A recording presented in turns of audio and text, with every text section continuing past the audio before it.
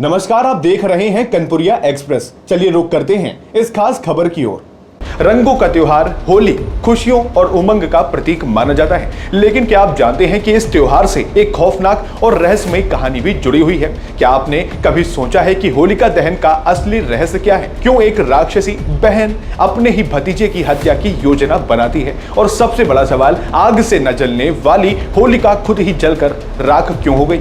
आज हम आपको सुनाएंगे भक्त प्रहलाद, असुर राजा हिरण्यकश्यप और होलिका की वो पौराणिक कथा जो आपको आश्चर्य में डाल देगी। तो वीडियो को अंत तक जरूर देखें, क्योंकि ये कहानी आपकी सोच को बदल सकती है। तो कहानी की शुरुआत होती है एक असुर राजा हिरण्यकश्यप से, जो इतना शक्तिशाली था कि उसने खुद को भगवान घोषित कर दिया। उसने सभी को आदेश दिया कि कोई भी भगवान विष्णु की पूजा नहीं करेगा, लेकिन उसका अपना ही बेटा प्रहलाद भगवान विष्णु का परम भक्त था। जब हिरण्यकश्यप ने देखा कि प्रहलाद उसकी बात नहीं मान रहा, तो उसने अपने ही बेटे को मारने की योजना बना ली। लेकिन सवाल यह था कि एक छोटे बालक को मारा कैसे जाए, और यहीं से शुरू होता है होलिका का षड्यंत्र। हिरण्यकश्यप की बहन होलिका के पास एक चमत्कारी वस्त्र था, जिसे पहनने से आग किसी को जला नहीं सकती थी। एक षड्यंत्र के तहत होलिका ने प्रहलाद को अपनी गोद में बिठाया और खुद आग में बैठ गई, ताकि प्रहलाद जल जाए और वो सुरक्षित रहे। लेकिन फिर होता है कुछ ऐसा जो किसी ने सोचा भी नहीं था। जब होलिका आग में बैठी तो भगवान विष्णु का चमत्कार हुआ।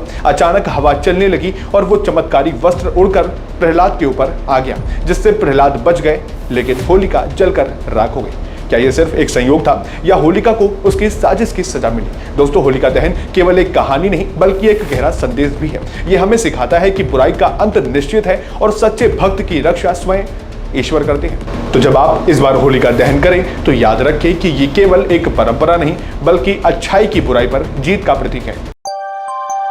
Audio Jungle. Audio Jungle.